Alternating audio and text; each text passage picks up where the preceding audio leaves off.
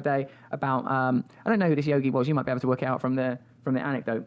Bertrand Russell, the intellectual and early CND, Campaign for Nuclear Disarmament pioneer, was like towards the end of his life, I think, like real committed to that whole CND deal, and he was visited by a yogi who said to him, look, what does it matter if we get rid of nuclear weapons? We are still the consciousness that created nuclear weapons. It will find some other outlet. What we need to address is the inner space, this intention, this attention, the desire to create that kind of technology. As long as we have that, we won't resolve the issue. The nuclear weapon is a symbol, an emblem, an expression of that phenomena, of that frequency.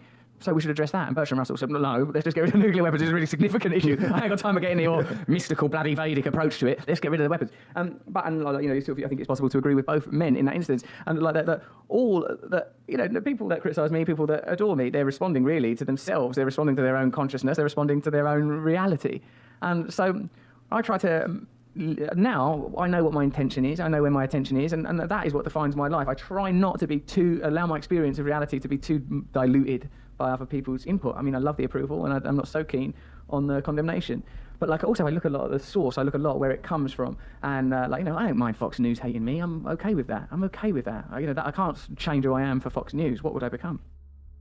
See the enlightenment realized state that we'd like everybody to be in, and then we have this kind of mess, this quandary that we're in right now. So how do we make those little bridging steps? I think we attain it within ourselves initially, and we communicate these ideas on a personal level. Spirituality, as you've just heard, I can be very verbose and loquacious on the topic, but really it just means be nice. It ain't hard, just be nice. You meet a homeless person, be nice. You get into a cab, be nice to the person. Don't see yourself as adversarial. Then the revolution has already occurred. People fear Armageddon, don't they? People fear the apocalypse, don't they? But for some, Armageddon has already occurred. The homeless people that walk our streets live already in a post-apocalyptic world. Armageddon will surely come for each of us, our own personal Armageddon, when each of us die. Isn't it redundant whether everyone simultaneously dies if each of us will individually die regardless? Armageddon is coming. So whilst these cataclysmic principles apply on the individual level... people who think we might be able to extend the human lifespan through biotechnology, merging with machines... that's all cool, man. But what I'm saying is that what we have to do is individually reach our own personal alignment. We have to do the principles are all there. You know this. The principles are already there. We achieve detachment through meditation. We no longer... Then we are no... Once we can achieve enlightenment and once we put our satisfaction beyond our individual needs, we are no longer malleable by the pre-existing system. The system requires us to be as selfish little consumerist pods. Once we go, I ain't bothered about that. It's easier for me because I've been famous now. I know that's boring. I've been rich now. I know that's boring. I fuck loads of people now. I know that's boring. Took loads of drugs now. No, that's boring. So all that's left is spiritual enlightenment. That's all that's left.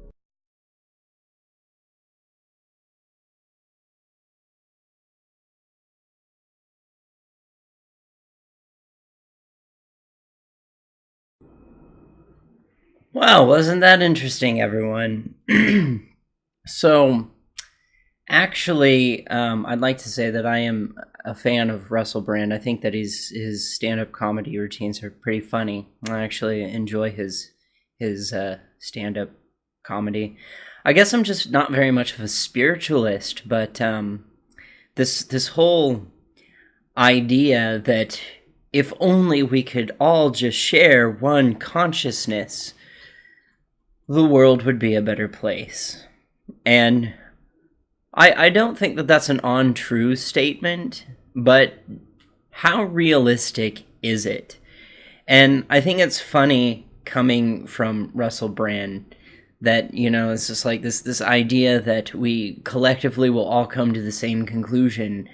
It's like, that's a really idealistic thing, and, I'm well aware of Russel Brand's work, so I understand this is kind of what he does, but the reality of people actually all coming together to come up to the same conclusion, to have the exact same thought process is just unrealistic.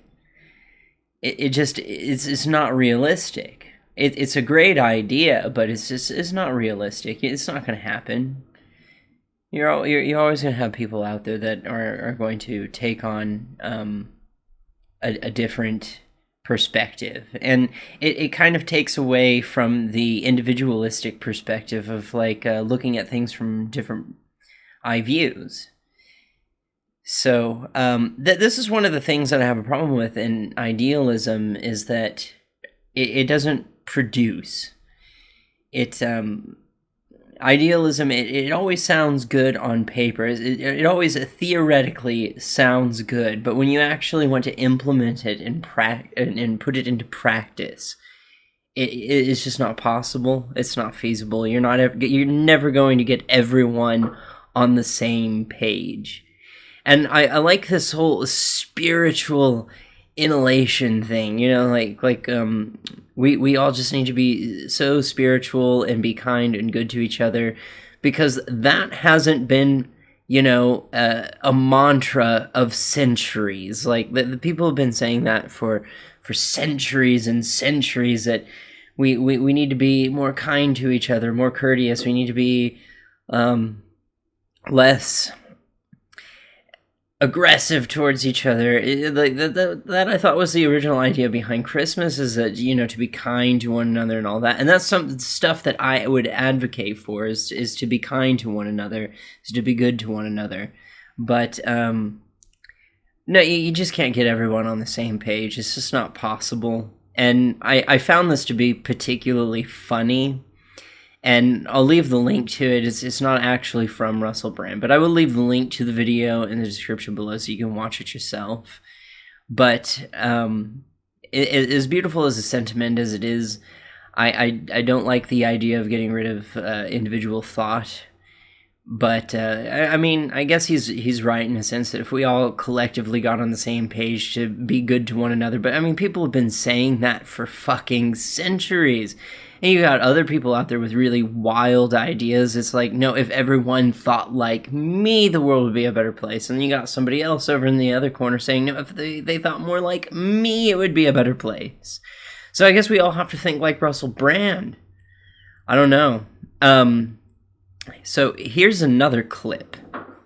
Between ultraviolet and infrared light. Remember the limitations of the ears only hearing a certain frequency. Remember the limitations of language, placing everything into a semantic, syntactic, symbolic formula. Remember that reality is too much for us to stand, so we take it piecemeal in tiny chunks. To experience some true resonant reality, we have to journey within. The only language that matters truly is love. This Swami fella that I know out in Mumbai told me of this girl that once visited him. Her mother was pregnant. She was going to have another.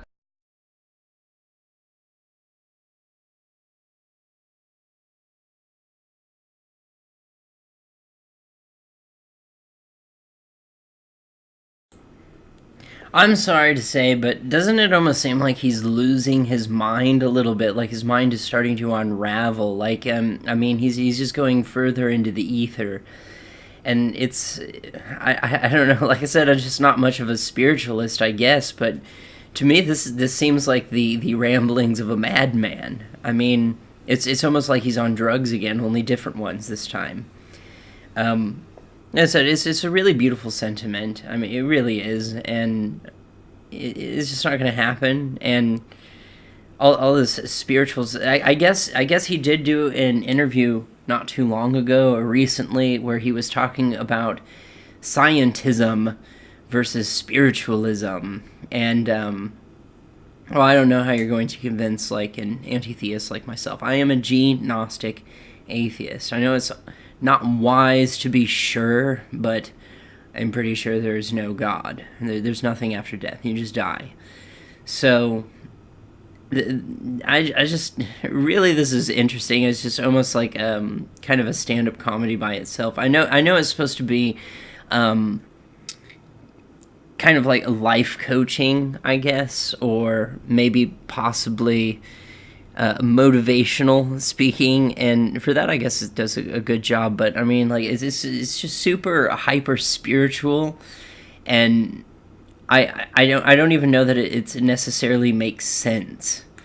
You know, it just seemed like I said, it just seems like this ramblings of a madman, and I thought it was funny, and it's interesting, it's funny, it's thought provoking, and I just kind of wanted to share this. It was kind of, you know, like a quick little video about Russel Brand. But like I said, I do respect him as a comedian. I do like his stand-up comedic work. I do.